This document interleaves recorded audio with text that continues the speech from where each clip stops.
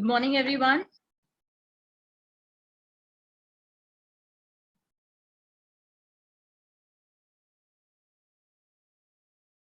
Welcome, everyone, to the session Soft Skills Program conducted by Dr. Manu Vora.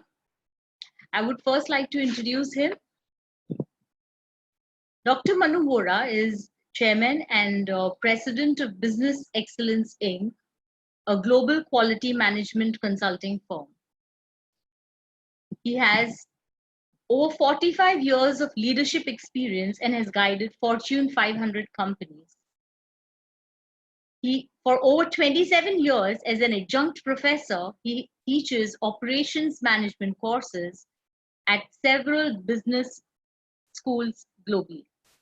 He's a TEDx speaker, and he has delivered soft skills and quality management topics for many faculty, students, and professionals. He has received several awards and honors for his outstanding professional services and for his community service. Today, Dr. Manu Vora will enlighten us with his thoughts on effective decision-making during difficult times. People got to take decisions all the time. The session today will empower us to be effective decision makers in our professional lives. I'm sure it's going to be an interesting session. And over to you, Dr. Manu Vora. Okay, thank you very much, Dr. Mitaji. Appreciate your kind introduction. And thank you, Dr. Yazdibai, for allowing us to use your Zoom account. And it's a very good morning to all of you there. Now, today's session basically came about 9 years ago when Illinois Park District, which is equivalent to Forestry Service for the given state, they were training their senior, mid-level, and entry-level management people on various topics. And through American Society for Quality, I received a call that they have a need for this presentation on effective decision-making. So I accepted the challenge. I had never done this before, but first thing I do normally is to look for the great resource, which is the Harvard Business Review. I looked up their top 10 articles for effective decision making and read all 10 articles and summarized them in this presentation. And over the years, I've added a few more things to make it interesting. So let's begin the presentation part. At this point, I want to share the presentation. And after the topic is over, today's session is over, I'll share this presentation PDF file with Dr. Mitaji, and feel free to share it with the audience so that they can benefit.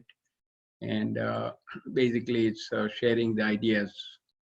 And I'm sure all of us make decisions in our life all along, right from the beginning. Ever since a child is born, he or she makes decisions when to cry, either hungry or wet, get the attention of the parents, and along the way, they learn to make decisions.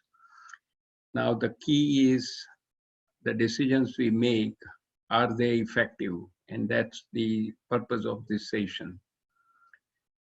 So I will quickly walk through my experience in making decisions, both in professional and personal setting.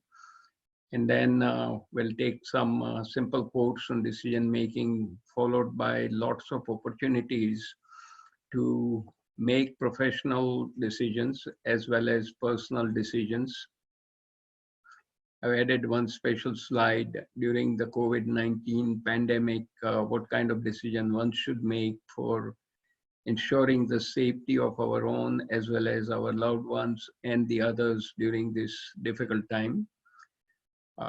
Then I'll carry on into sharing some nice models and then some best practices of decision making, great references, and I have one short YouTube blended in between on the group decision making. So we should have a good journey for making effective decisions. So basically, as Mitaji mentioned, I had a chance to work both in for-profit and non-profit organizations. And it's a pleasure and delight to work with a number of top organizations where I benefited immensely observing the top leaders and managers, how they make the decisions and how those decisions have shaped the progress of the organization as well as the nonprofit sector as well. So let's begin with a few quotes on decision making. So Lee Iacocca, if you remember, he was at Ford Motor Company, retired, then Chrysler was in trouble. So they brought him back from retirement and he took only $1 a year salary to revive Chrysler Corporation. So he's talking about, if I had to sum up in a word what makes a good manager, I would say decisiveness. You can use all the fanciest computer to gather the numbers, but in the end, you have to set a timetable and act. That means you have to make a decision whether to go forward or not to act on the issue at hand.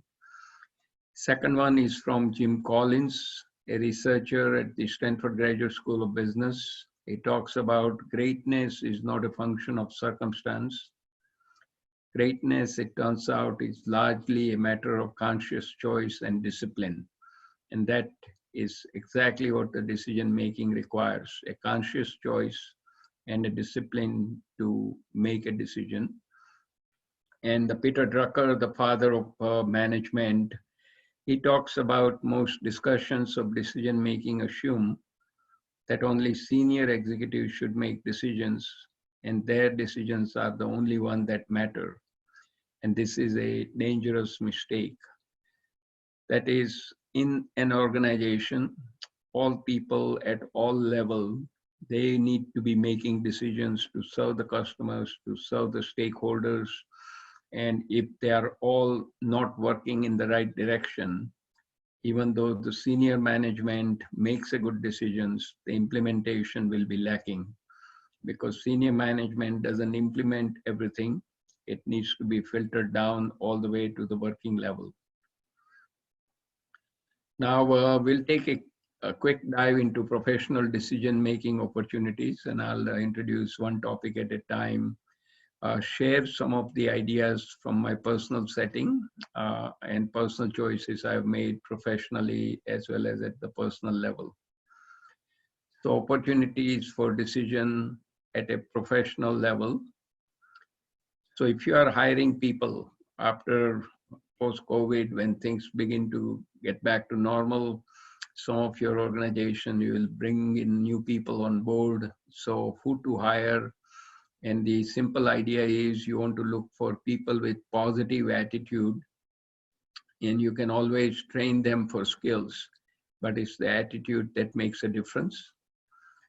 Onboarding, once they are in, what kind of orientation you are going to do it, when to do it, how to do it. And this is where I learned personally when I joined AT&T Bell Labs back in 1983 in New Jersey. Within first week, second day of the joining, there was an orientation session where 3-4 levels above my level, I joined as an engineer, and senior people were in that meeting sharing what AT&T stands for, what are the values, vision, mission, what are our top products and services, and who are the top customers and competitors, etc. Initial training, ongoing training.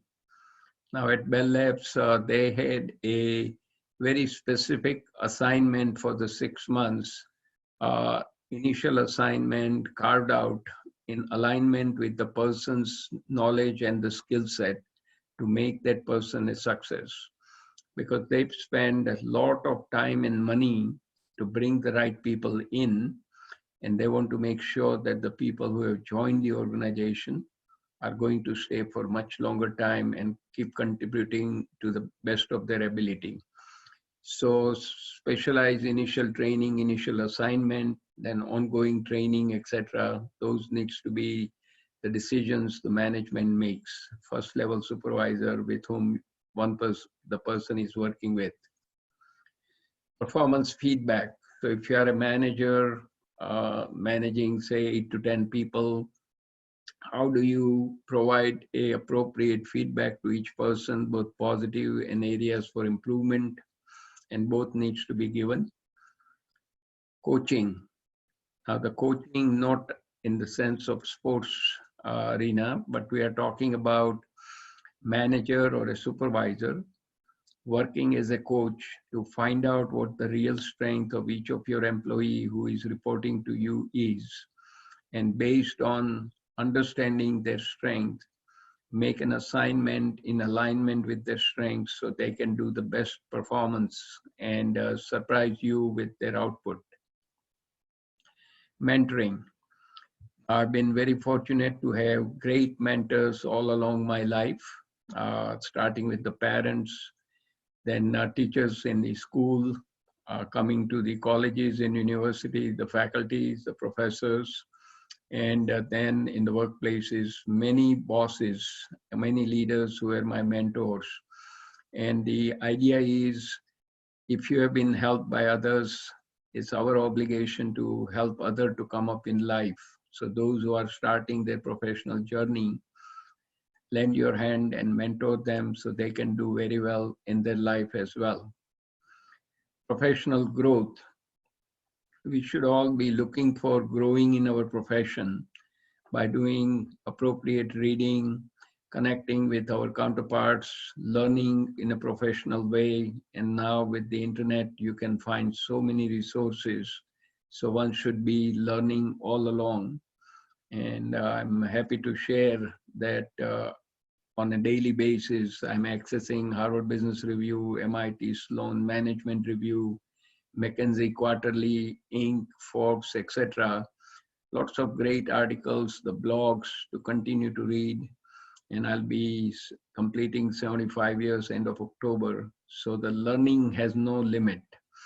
And one need to be the lifelong student. Promotions. If you have one position, 3 people are trying for the promotion, who you are going to take and why you will be promoting one and not the others. So those are the decisions, difficult decisions one has to make. Terminations. Sometimes people have probably lack of skills or they are in a wrong slot. So you need to either give them additional skills or give them different assignments. And if they don't work out, use the HR to terminate them from the organization so that they can go somewhere else and provide their gift. Capital projects. So in a company, 2 or 3 teams coming up with their presentation, asking for money to have their capital projects approved. So if you are in the decision-making capacity, you need to review all those 3 projects, put the pros and cons, and do the quick return on investment calculation and see which project has the best potential to give the maximum return on the investment of the money you are going to give it to them for funding. Strategic planning. This is the greatest area of decision making for the top leadership in the organization, where the top leaders at a minimum once a year come together and use the customer information, people information, that's employees, processes, finance, customers, and also competition, environment, etc., and try to make the proper decisions so that the strategic plan is put in place, and they continue to review it throughout the year to make sure that if the business conditions change, similar to the one we are going through, what is your plan of action to change the course rather than keep going in the wrong direction? Information. Now, when you have an issue to solve, either for the customer or the people or the operations, you need to charter a team. And who are you going to put on the team? Not your friends, but the people with the right skill set who could tackle that problem and get you the results. Managing suppliers, again, big decisions. You have a number of suppliers. You just essentially create a spreadsheet and put all the parameters on which you are going to evaluate your suppliers. And you pick the one which meets your needs in terms of the price, in terms of flexibility, in terms of the quality, in terms of reliability, and their agility in case you have extra needs, etc. And time management. Now, everyone has a fixed amount of time at the work situation. So out of your current time available, how do you manage your time to get the most out of the day? That is the decision one needs to make so that you are producing the maximum for your organization. And when you go home, you feel satisfied, you've done your best. And how to manage the change. Everybody has some improvement areas. Essentially, how would you focus on what specific area to change and how to make change? And the last one is the to-do list, a wish list coming from your boss. Because bosses have a lot of time at hand, so they come up with lots of great ideas. They don't know how to do any of it anyway. They pass it down to the people and they overload them. When that happens, you just go back to the boss and ask them, out of this, what is the most important we need to work on? And I'll be happy to work on that. So don't get flustered. So these are lots and lots of opportunities where we make professional decisions. And keep in mind that these decisions, if we make it the right way with the right speed, it will bring a lot of great value to the organization. And if we stall in making decisions, if we are not very decisive, and if we make a wrong decisions, it can have a negative impact as well. Now, turning to the personal side of making decision, again, lots of opportunity. So the schooling, where you went to school, where your spouse went, where your children are going to school, if you have young ones, or the adults. So in my case, I was very fortunate. I did my high school years into my hometown of Amreli in state of Gujarat, came to Khalsa College, Mumbai for 2 years, inter-science, and then got a chance to study at Temple of Learning built by Madan Mohan Malviya ji, the Banaras Hindu University, which became IIT BHU in 2012.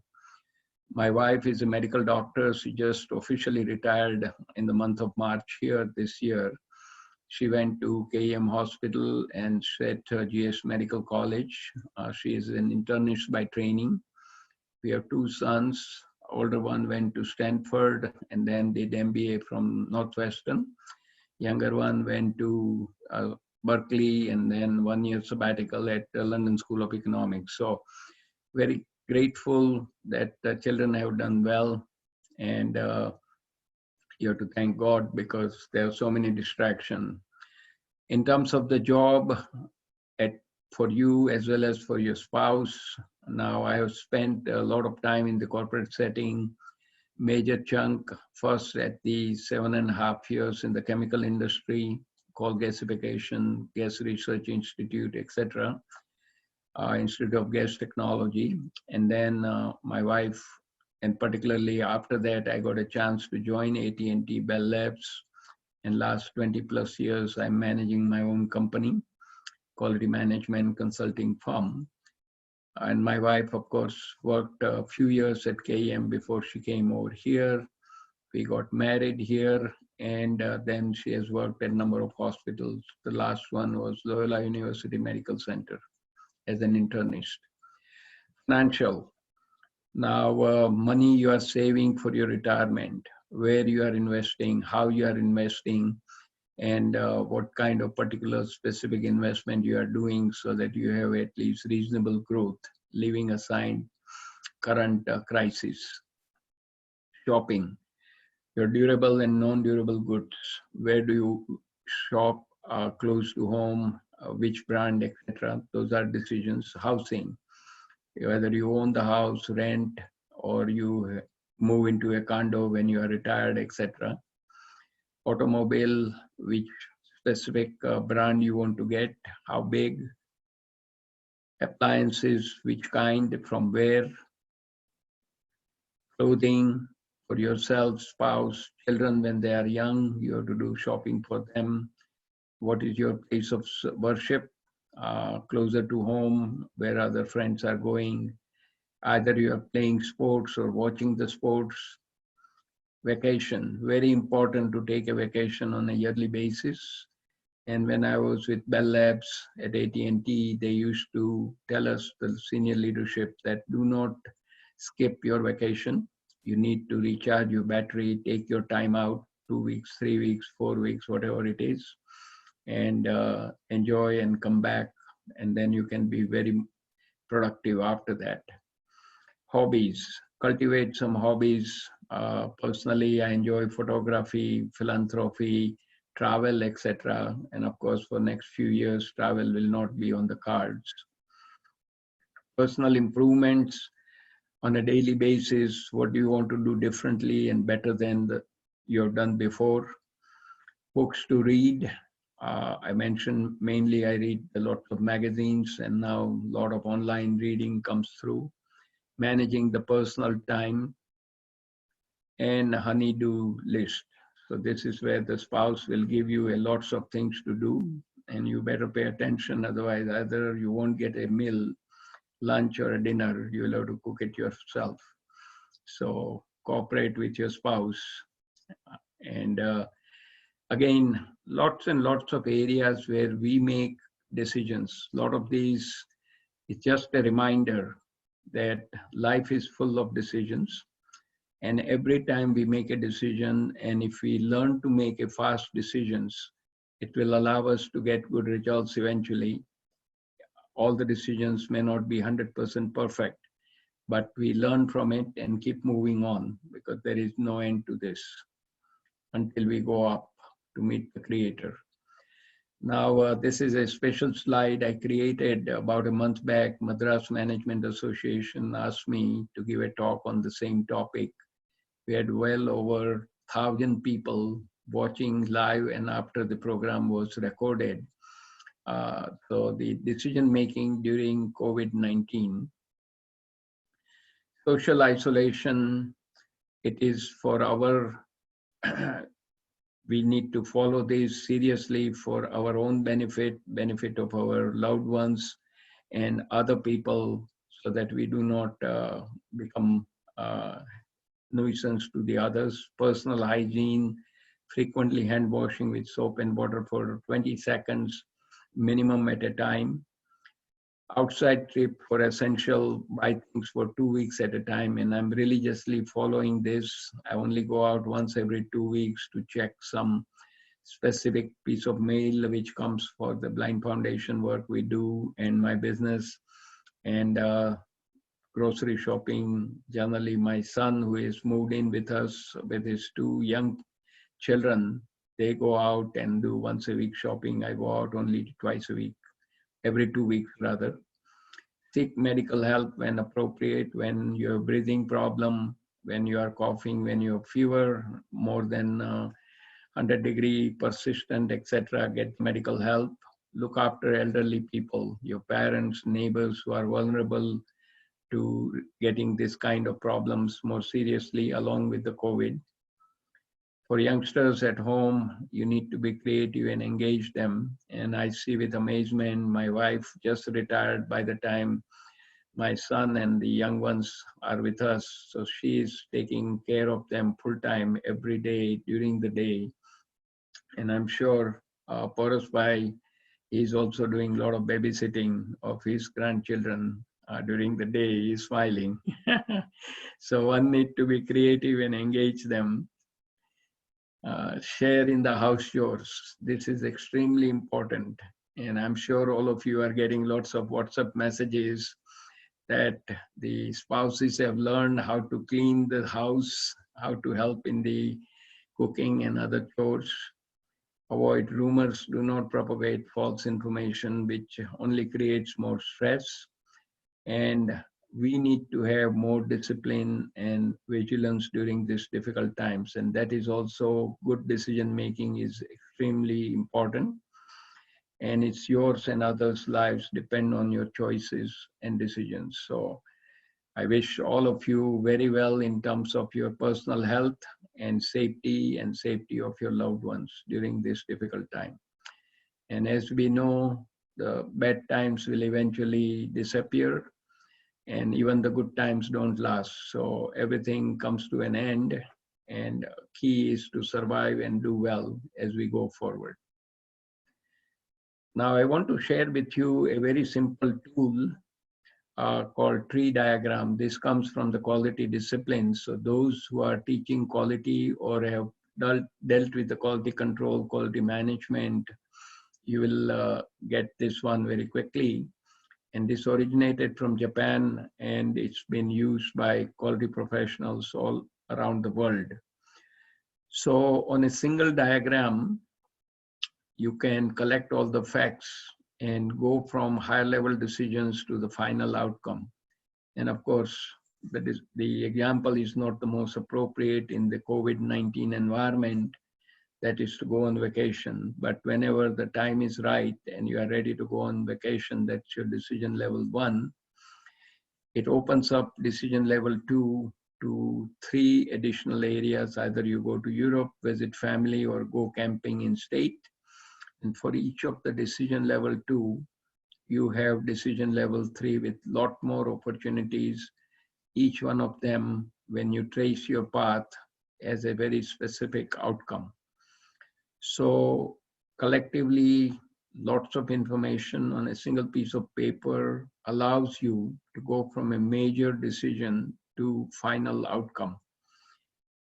And this is very neat way of organizing your thoughts and making a decision which can help you to achieve the right outcome. So let's talk about selection of branches. So for students, they have so many choices. They can go either in engineering, business, law, medicine, fine arts, liberal arts, life science, pharmaceutics.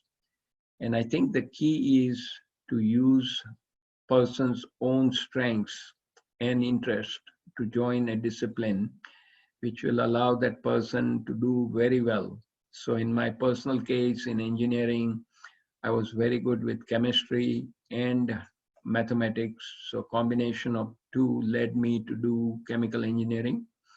And of course, there are many other branches: mechanical, civil, electrical, computer science, telecommunication, etc. Then I did my MBA after finishing my doctorate, and I chose marketing. People can do specialization in accounting, finance, operations, strategy, etc. Some people may want to go into law. There are various sub-branches, real estate, patent law, etc. Medicine, number of different areas: internal medicine, pediatrics, surgery, etc., ophthalmology, and so on and so forth.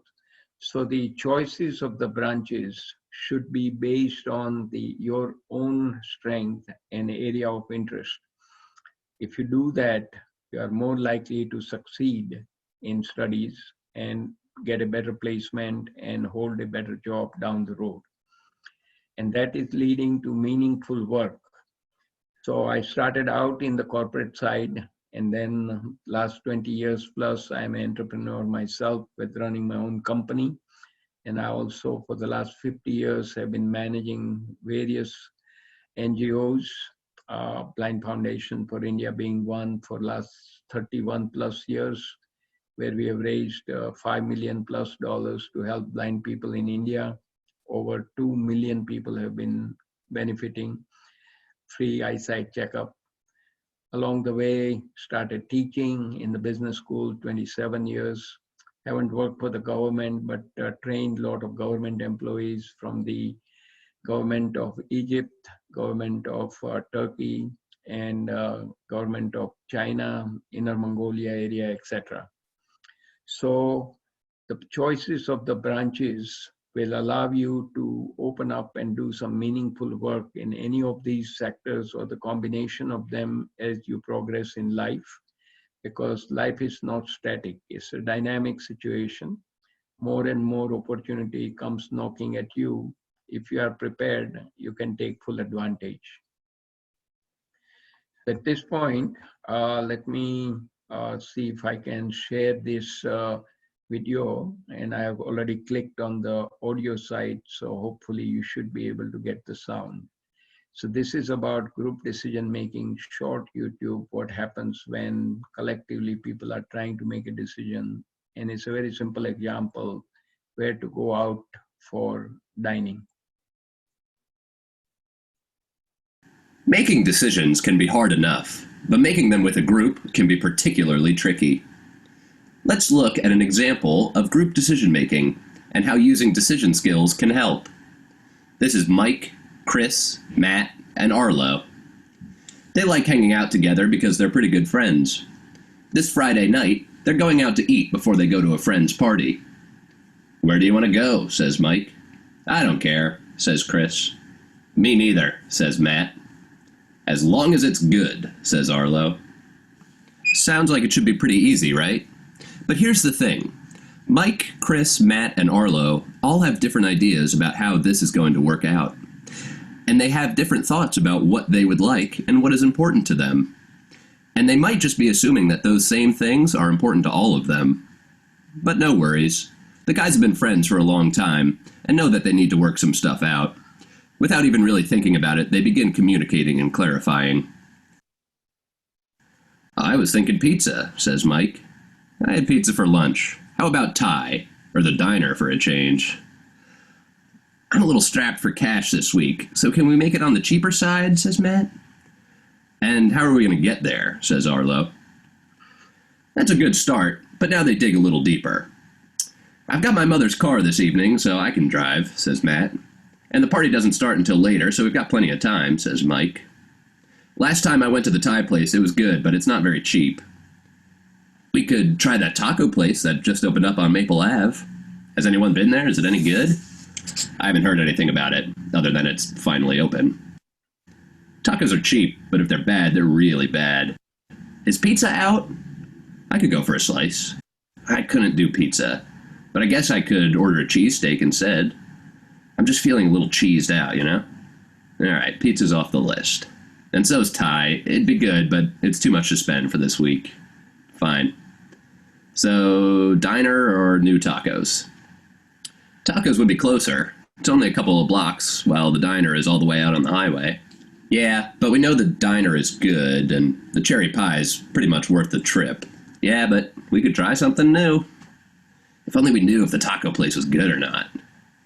Right around here is when people fall into one of the biggest group decision traps: decision fatigue. This is when you get sick of discussing an issue and just want to throw in the towel and do whatever seems easiest. "All right, I don't care anymore. Let's just get pizza like we always do."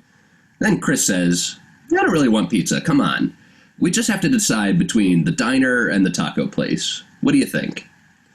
Arlo replies, "All right. Even though it might be a nice change, we don't know how good the taco place will be. I say we hold off on trying it until we hear something about it. And tonight, let's go to the diner. We've got a car so we can drive, which we might not have next week. There are all kinds of things on the menu so people can be adventurous if they don't want burgers and fries. Plus, it's cheap and it's good." Excellent. Good job, guys. You communicated and clarified the elements of your decision basis and thought your way to a good decision. And you stuck with it and didn't fall for decision fatigue. Way to go. Have a piece of cherry pie for me. Okay, so we saw how the group... Making decisions can be hard enough, but making them with a group...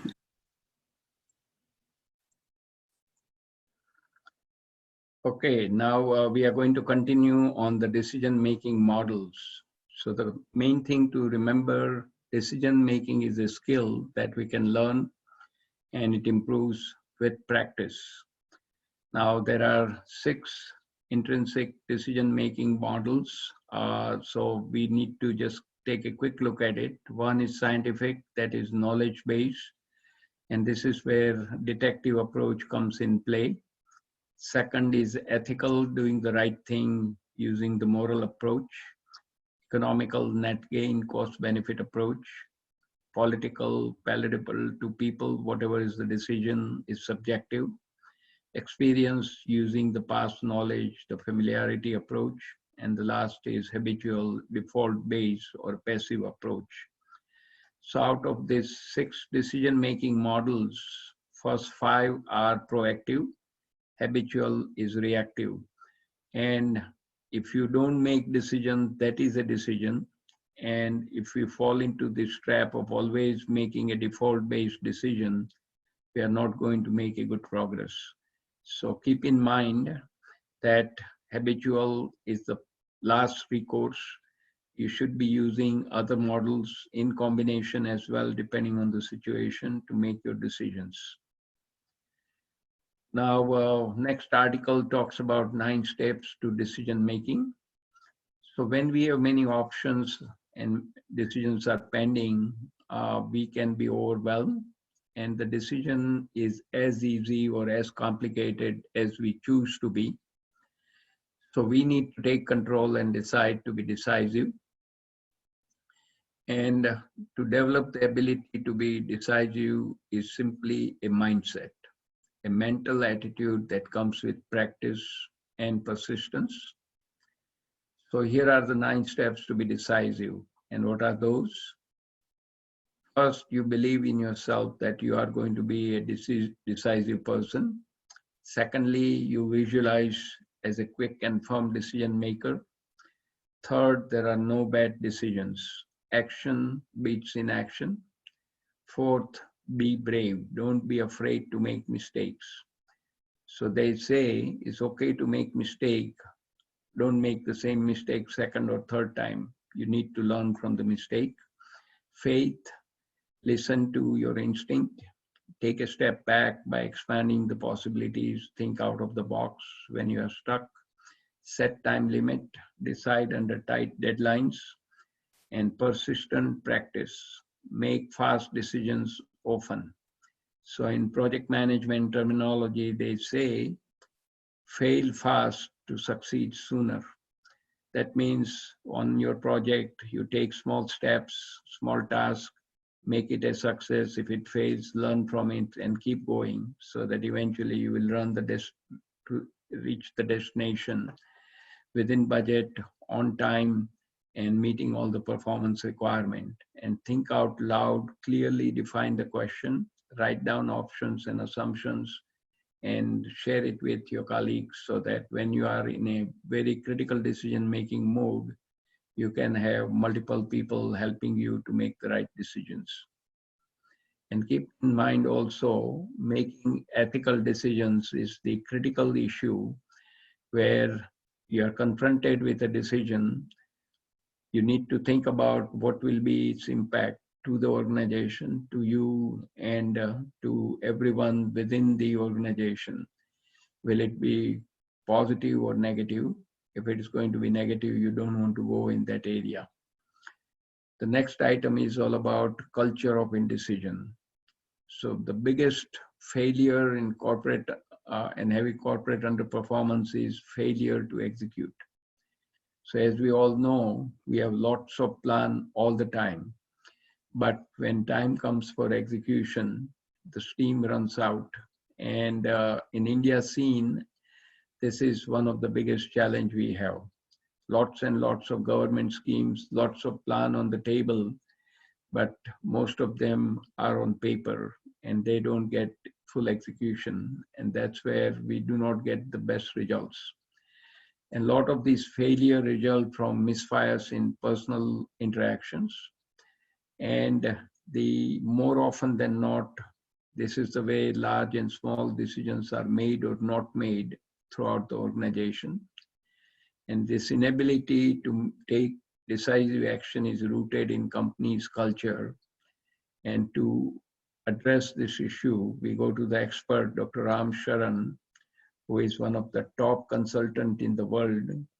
He only works with the CEOs, C-suites only. And he worked with the CEO of GE and a number of top companies, Jack Welch, etc. He happens to be the mechanical engineer 1959 batch from IIT BHU, same alma mater, different department. A wonderful background, Northwestern, Harvard. And then he tried a stint to be a academic. He didn't succeed. So he opened up his shingle as a consultant, and is one of the most successful consultants in the world at the highest level. Now, what he is talking about it is there needs to be intellectual honesty in connections between the people. The social operating mechanisms of the organizations should foster the honest dialogue. And the third item is the most important, that is, provide feedback and follow through to reward high achievers, coach those who are struggling, and discourage those whose behaviors are blocking the organization's progress. So if we follow his formula, we should be able to defeat the culture of indecision and allow people to make the right decision at the right time. The next issue, big issue, is who makes the decision, because that's uncertainty is hurting the company's performance. And how to verify decision accountability, there is a model called RAPID. So let's look at what RAPID stands for. R stands for who would recommend a course of action on a key decision.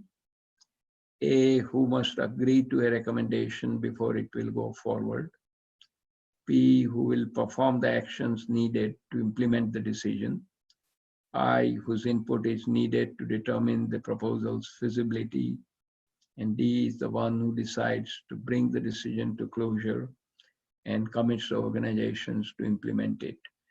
So if we use this RAPID formula, then there is no ambiguity. Different people who are needed to be making decisions will be involved, and your organization will keep firing on all cylinders. So when you clarify decision roles, you make the right choices swiftly and effectively. Now, this is a homework. When you get the slide deck, go through this series of questions about a few top 3 meaningful decisions you have made in the last 6 months, 1 year, etc., and walk through all these questions. That reflection will allow you what is your style of decision making, how successful you are, and what changes you need to make going forward. Now, why do good leaders make bad decisions? That's the next topic. Now, generally what happens is the leaders are trained to make decisions largely through unconscious processes, and the neuroscientists call that pattern recognition and emotional tagging. But these processes usually make a quick and effective decisions, but that could be distorted by self-interest, emotional attachments, and misleading memories, which are the 3 red flags. And in order to reduce the impact of these red flags, there needs to be safeguards by introducing more analysis, greater debate, and stronger governance. And those red flag conditions, self-interest, distorting attachment, and misleading memories can really distort the right decision-making by the top leaders, which can have a devastating impact to the entire organization. Another big thing is stop making plans, start making decisions, and take action. So in the traditional strategic planning, a lot of executives think it's worthless. And by the way, a little bit of research here. World over, organizations make the strategic plan, but only 1/3 of the organization, 33%, succeed in implementing them. 2/3 or 67% fail to implement their strategic plan. And why is that? First of all, when the strategic plan is made, people get excited and have so many strategies on the table. They are forgetting to prioritize them because you can only work on 3 to 4 key strategies for a given year. So lack of prioritization. Secondly, for the key strategy, there are no right resources allocated. Third, these key strategies are not communicated throughout the organization. So people have no idea what is the most important to be working on for the given year. And fourth, there are no rigorous review on the progress of these key strategies. So this is where the balanced scorecard, which focuses on 4 areas on equal basis, the customer, the people, the processes, and the finance, would be a good dashboard metric to manage the key strategies are getting implemented and you are getting good results. So let's come back to the strategic planning process and why executives don't like that. The reason is it's conducted annually and it unfolds unit by unit. There is no synergy. So for example, if the organization has 4 divisions, each of the division can be doing their strategic plan independently. And when you want to roll it up, there is no synergy. And frustrated by these constraints, the executives routinely sidestep their company's formal strategic planning process and make ad hoc decisions. So the outcome is those decisions could be incorrect, too slow, or not at all effective. So here is some guidance from the authors of these articles: stop making plan and start making decisions. So the recommendation is to have a continuous issues-focused strategic planning. So during the year, identify issues you want to resolve so that your company's performance improves across multiple business units, and debate one issue at a time until you come to a decision, and add more issues to the agenda as business reality change. So let me give you a practical example. When Alan Malala joined Ford Motor Company coming out of Boeing as a CEO, he used to have every Friday morning all managers around the world from Ford Motor Company on a 2 hours conference call to review their strategic plan in real time. The idea was he wanted to make Ford the best automobile company, beating out the competition by focusing on a weekly basis what are the business condition changes, what are the regulation, what are the technology changes, so that we remain a step ahead of the competition and do well for the Ford Motor Company. And the reward is you can make more significant strategic decisions every year. So here are some average number of major strategic decisions reached per year. If you do just the annual review focused on business unit, 1 unit at a time, so we talked about 4 divisions, each of them doing separate strategic plan. At the most, you will have 2.5 decisions per year, most effective decisions per year. Change the direction to annual review, focus on issue, you move up to 3.5 decisions per year. Continuous review, focus on business unit, continuous review 4.1. And the best of all, continuous review focused on issues, you can make 6.1 decisions per year.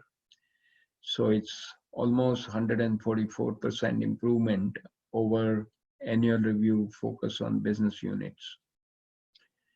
So I want to share with you a time management metrics from Dr. Stephen Covey. And Dr. Covey was a management think tank, and he has written a number of good books, including 7 Habits of Highly Effective People and the eighth habit, etc. Here on the y-axis, we see important or not important. X-axis, we see urgent or not urgent. According to him, one needs to spend time on quadrant 2, that is important but not urgent, 90 to 95% of your time. And we are talking about the work time at a company. Prevention, relationship building, all the planning, and when you've done some good work, take time off to recharge your battery. Important and urgent, quadrant 1, 5 to 10%, this is firefighting.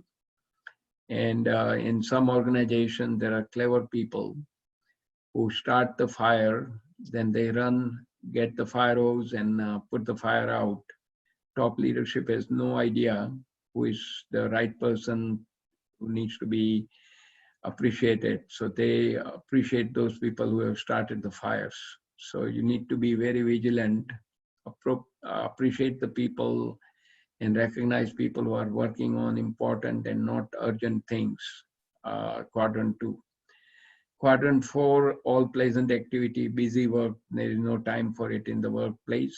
And quadrant 3, not important and urgent, interruptions, some meetings, popular activities.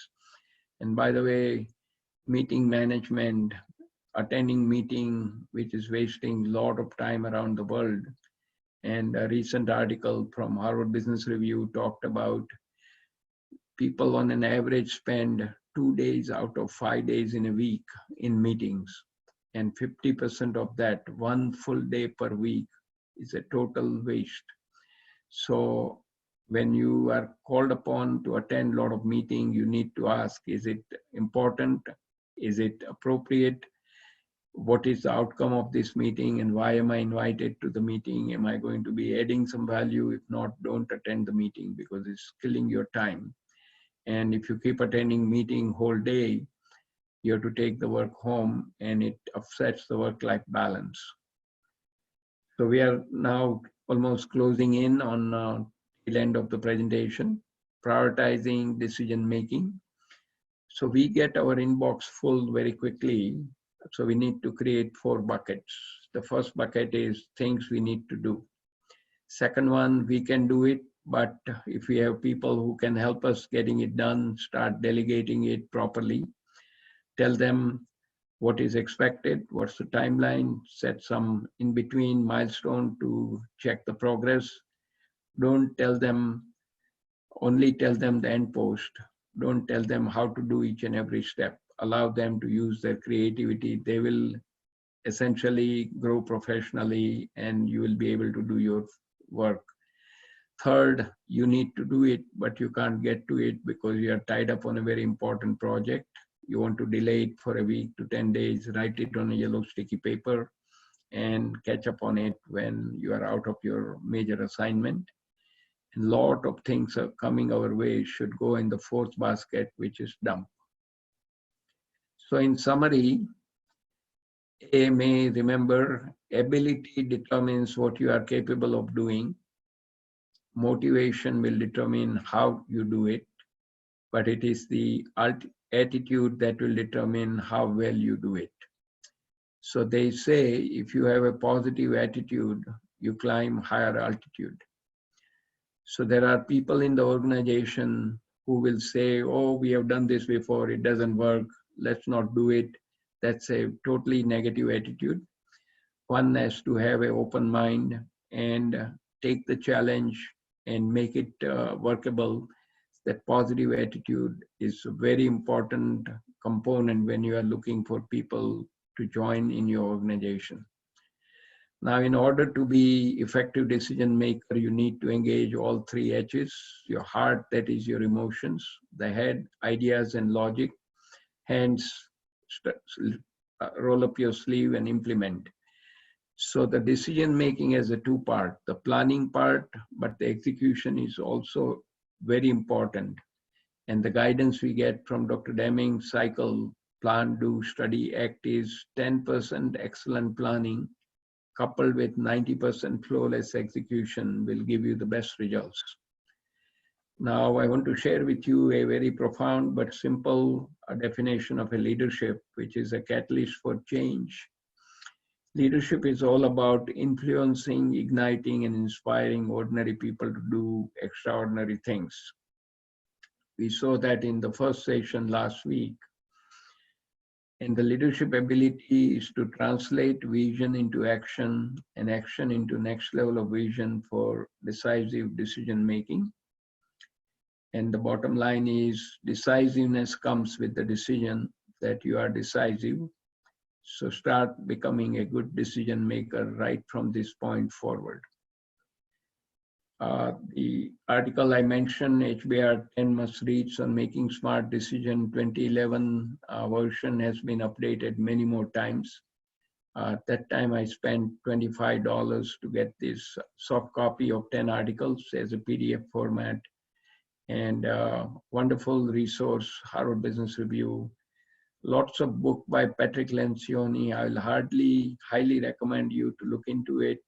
Buy a whole set, buy the second-hand books at a fraction of a cost. Lots of great ideas you can derive from it. So with that, we are ready for questions. I'll stop sharing and we will go to the chat box and see if there are any questions.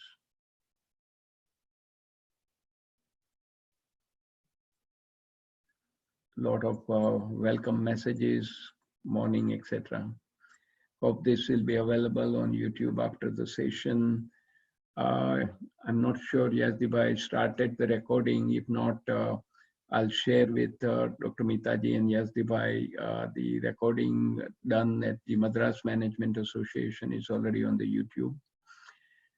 Ask question after the session ends. Yep, this is the time to ask the question through the chat box. Waiting for the questions to be typed in.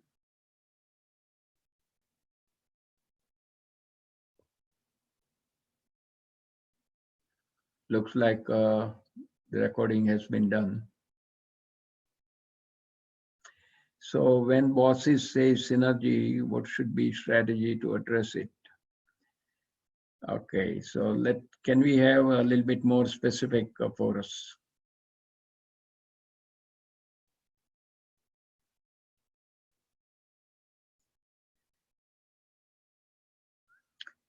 Okay, we'll come back to it when Porus put something in. Okay.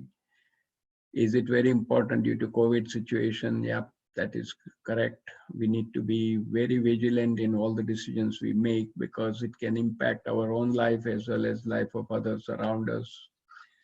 The effective decision maker needs high motivation, skills, and positive attitude, how one should grow such features in them. Okay, very good question. So the key is one has to start making decisions in life, learn from others, look at the great examples of successful people. You can read their story, what kind of decisions they made in their life and how it impacted them. And when you read these kind of things, you get a very positive motivation, uplifting what you are doing, and it gives you a lot more positive energy. And the key is to remain current in our own field, because a lot of the people in attendance are educators. If they are not at the cutting edge, how can they give the best to their students? So it's an obligation on the part of the faculty to be at the cutting edge, learn as best as you can every day, make a progress. If you have a chance, do some consulting with the industry so you are aware of what's happening in real time and in your field, and learn from everybody. So when I teach my MBA classes, I tell my students that, look, you'll be learning from each other's, you'll learn from me, I'm learning from you some of the good practices you are putting in practice at the ground level, and those things are very precious to learn and keep implementing it whenever you get a chance.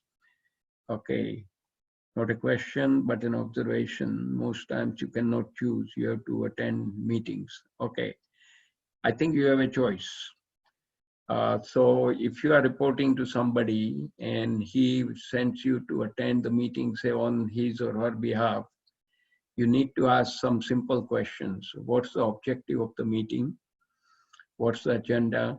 And I'll tell you, when I taught my MBA class, one class, I had a student from the Honeywell, and he said at Honeywell, they had a standing policy. If the meeting is important, 48 hours in advance, there'll be an agenda shared. If the agenda is not forthcoming, you are excused not to attend that meeting.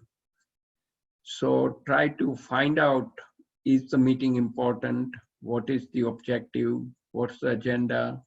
And if you feel you are going to make contribution, then only you attend the meeting. Otherwise, and basic rule of thumb is you ignore all the meetings, because that takes away all your time and you are not contributing.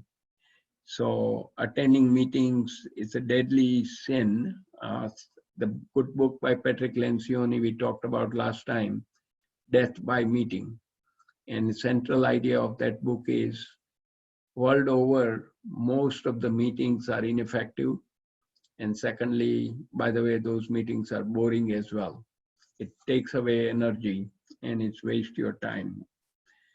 Okay, in general, while executing a project or new software implementation, okay, so this is Boris's thing coming back, synergy.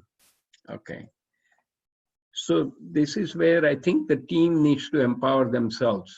So if you are a project manager, project leader, empower your team to work on the issue at hand and don't get distraction. And you as a manager, your obligation to protect your people who are working on the project so that they don't get sidetracked. They are working on the right issue with the right resources. If they are stuck, provide them more skills, bring some experts to tackle the problem at hand and keep moving. And those are the decisions you have to make as a project leader. COVID situation, liquidity is crucial. Future is uncertain. Where should we lend itself? Uncertain how to go about. Yeah, so we are all in the same boat, right? We cannot do a lot of planning at this stage. Idea is, first, we need to look at what the government guideline is. Secondly, we need to look at what kind of things we can do individually and collectively as an organization with the help of the leadership and the resources at hand. So as an educator, we need to be thinking about using the technology to start providing the right resources to our students to empower them, start teaching online, create the opportunity to do all things you have been doing on site to online. It's not a rocket science. If we put our mind to it, we can do it. We have an advantage of technology in India.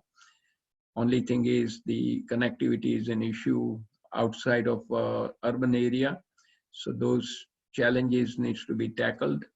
And we need to be prepared to learn from these kind of calamity, what we are going to do first to come out of it.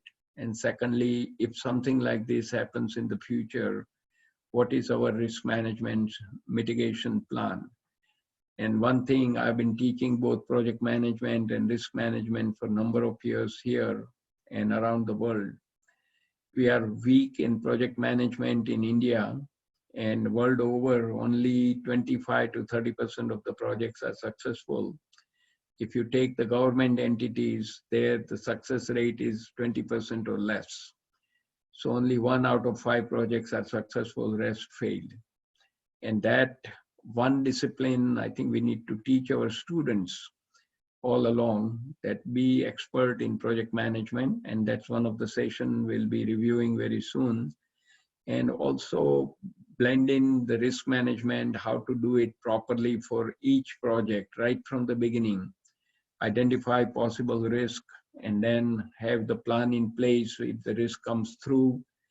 And this COVID-19 is a black swan event. Nobody had predicted it. It's just upon us. Now we have to deal with it and come out of it. First, be safe. Secondly, step by step, how do we get back to normal? And there are a series of articles appearing on the McKinsey Quarterly. I've saved some of them. I'll be happy to share it with Dr. Mitaji, which can be passed on to all the attendees. So you can take a deeper dive into this. And I don't have all the answers at my fingertip, but I keep collecting the resources and review them as appropriate as time comes. Okay, so what do you do when you have 2 options, how to choose the right one? Yeah, so just put yourself in this situation, your dilemma, you have 2 options. You need to do cost benefit analysis. If you go with option 1, what's the outcome? And will it have a negative connotation to your organization? Will it impact its reputation, or will it hurt anybody in the organization? So compare the two, and on the overall basis, whichever decision gives you the best outcome in terms of the best return on investment, quick calculation, and least negative impact, and still making ethical decision, that will be the right choice. Okay, share presentation, yes, we'll do that. Looking money on mutual funds, taking into consideration current situation, should I stop investing into it? Yeah, so of course, the thing is, you cannot time the market, you need time in the market. So when you see a market is down, you may be interested in putting the money in the appropriate basket of mutual funds, etc.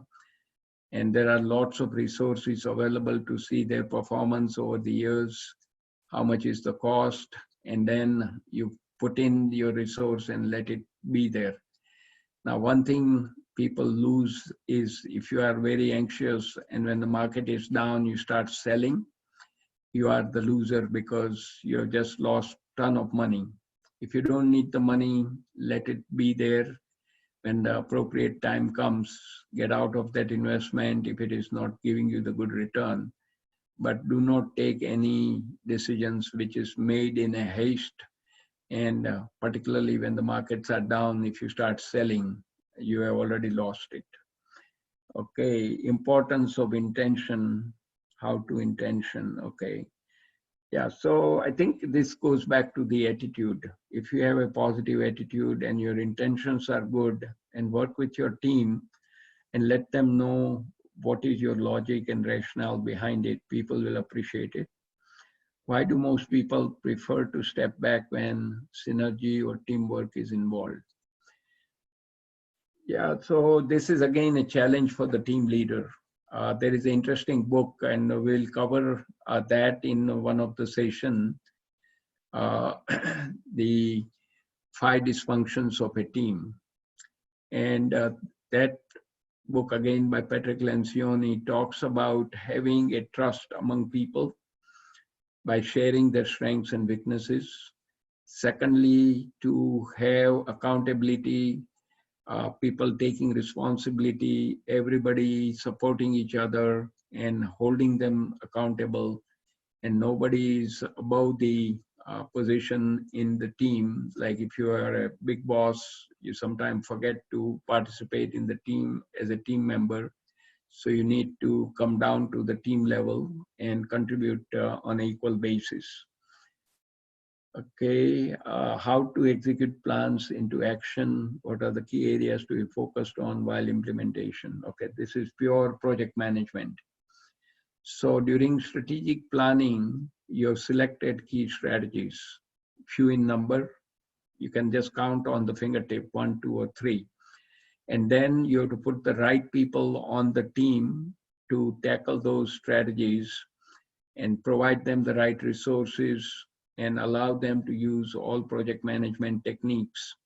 That is, they create the work breakdown structure, the Gantt chart, they start planning the task, scheduling it, review the budget, make sure every week there is a status review, and that discipline has to be ingrained in the organization.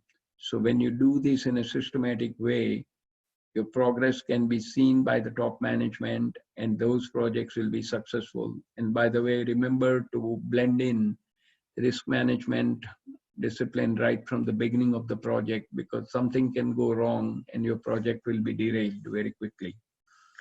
Okay, so there is a instruction from Yazdibai to fill in the feedback form at the link given before you leave so that we can improve. Now, how to decide on payment of salaries in this COVID situation? Thinking from many days, but not able to decide. So how to decide on this particular one? Okay. So if you are in the higher position, first of all, the leaders should take time to decide what kind of pay cut they will take themselves so that the people at the working level can be given the appropriate fund so they can survive and bring the food on the table. Now, this is a tough question. I don't have a solution for it, but one needs to form a team and decide what's the most equitable way to make the payment under this situation. Okay.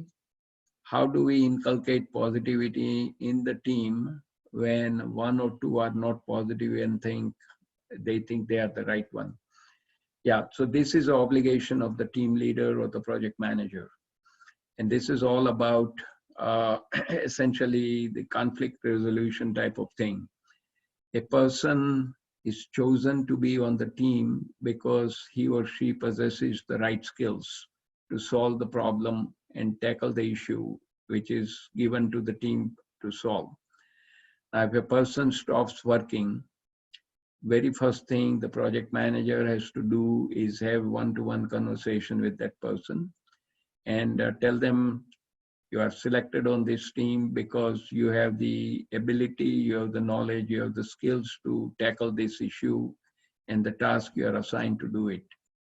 And find out what is coming in the way for that person to contribute. By doing that open communication, you will find out what is the root cause. Sometimes it could be a family problem, sometimes it could be some other issues which is preventing the person to be effective.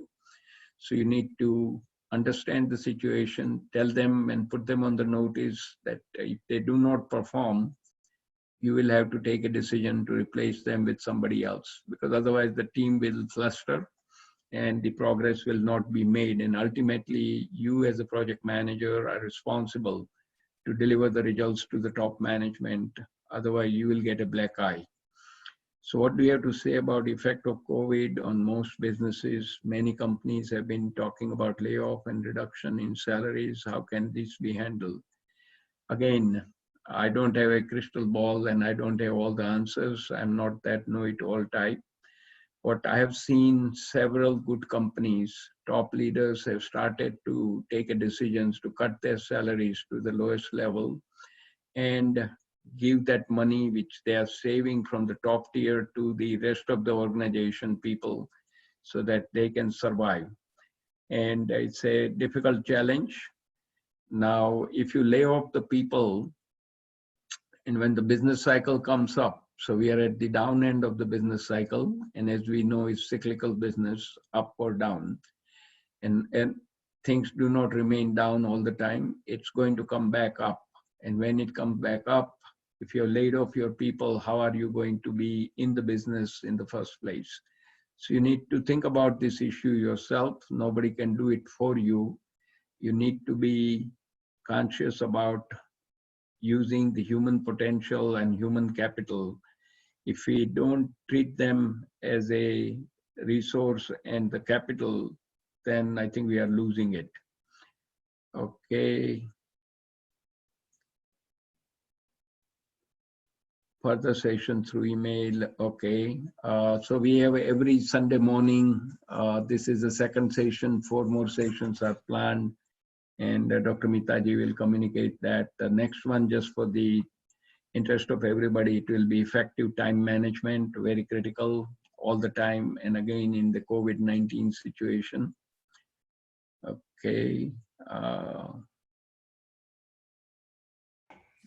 Okay, I think that's all the questions I see. Any additional questions? Let me know. Okay, I see it now opening up. Okay. Possible that 1 or 2 month interval, half an hour session on what time would, okay. Is it possible at 1 or 2 month interval, a half-hour session on that time would world strategies? Yeah, I'm not getting that question properly. So Atul Shah, if you want to clarify, please do. Okay, culture change in an organization is important to change outputs. In a medium size of banking organization, how long is the right time to frame to make a transformation from laid back kind of style to outgoing marketing oriented business development approach? It is a good idea to make change in the top management team after 6 months, or some of them don't change the attitude. Okay. Oh, this is the something about change management. And I would highly recommend take up the work of John Kotter, Professor John Kotter, K-O-T-T-E-R, Professor Emeritus at Harvard Business School.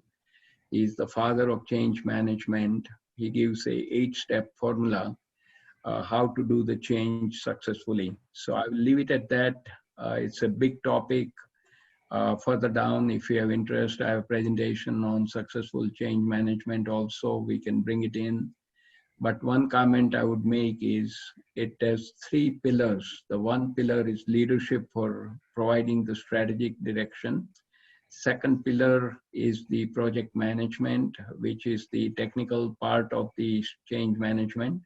And third is the talent management, the people issue, who are going to do the change on a ground level. Okay, person is occupied the post, due promotion to seniority, how to handle, okay. So this is a challenge for the organization. At least in Western world, we have more of a output based and your performance count.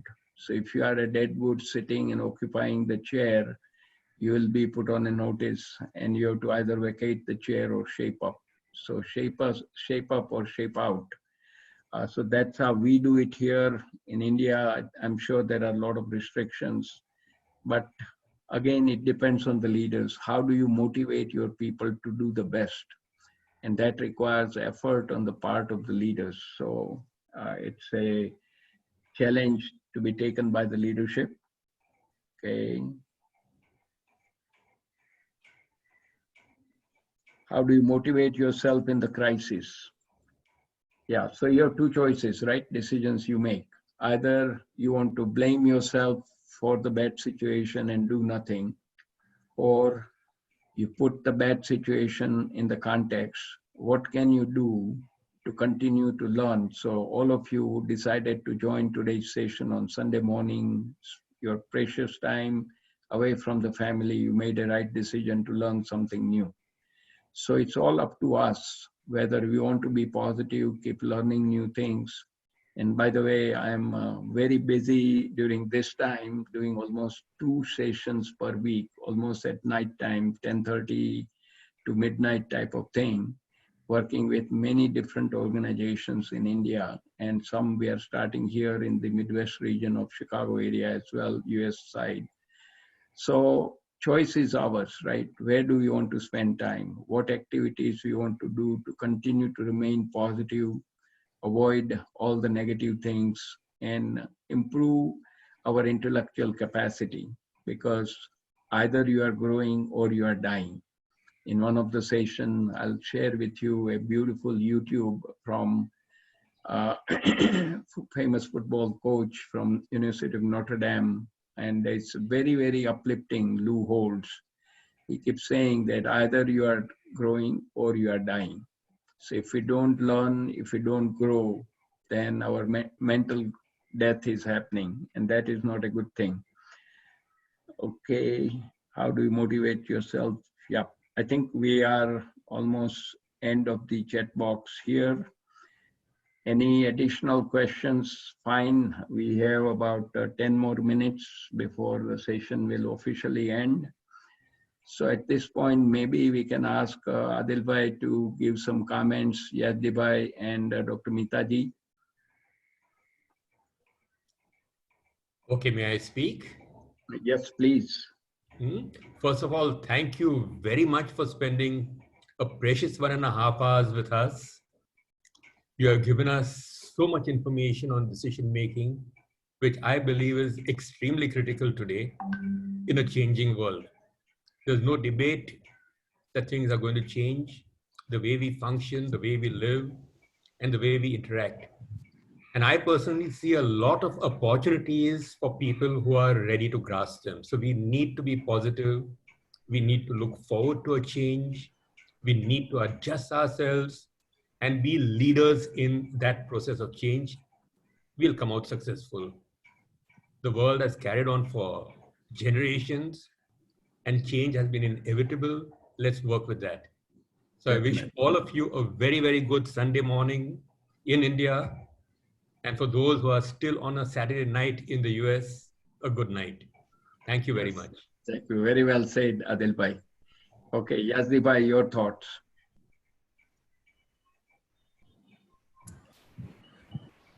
Thank you very much, Dr. Vora. We are delighted to have you and share your resources out of your immense experience all over last 75 years. And the only thing that we need to understand in all this is we need to be positive and not test positive. Thank you very much. Very good. Well said. Okay. Amita ji. Yes, sir. Actually, Tantra, I agree with you. Now, whenever I use the word positive, I get scared that people will be scared of me. So I avoid using the word positive. Even in my presentations or in my talks, positive was a word which I would always use, but now I refrain. At least for some more time, probably I would not be using it. So, coming to your talk, Vora sir. Firstly, I apologize after talking to after my board members having spoken on this session, because I cannot do that. Nevertheless, the speaker has requested. So I would just want to say that, sir, all your sessions have been fantastic. I mean, I have attended your sessions even before, and I always look forward for Fridays. Now I look forward for Sundays. That whether these all these soft skill topics that you take up, whether it is leadership, decision making, time management, so it's not only about the practical aspects that you throw light on, but it also gives us a basic theoretical background that where all these things emanate from. Right. That gives us the root analysis of the entire topic that you share it with us. So I think all of us have been extremely enlightened by the session from you today, and we look forward for further sessions. We look forward for Sunday mornings. Thank you. Definitely. Thank you. Thank you, Mitaji. And with that, about 7 minutes to spare, we can all go back and do some good things in our life and help each other. So I'll be signing off from here, and we'll see you next time, Sunday, 8:30 in the morning, effective time management. Yes. Thank you, sir. Thank you. Excellent. Okay. Bye-bye. Bye. Bye.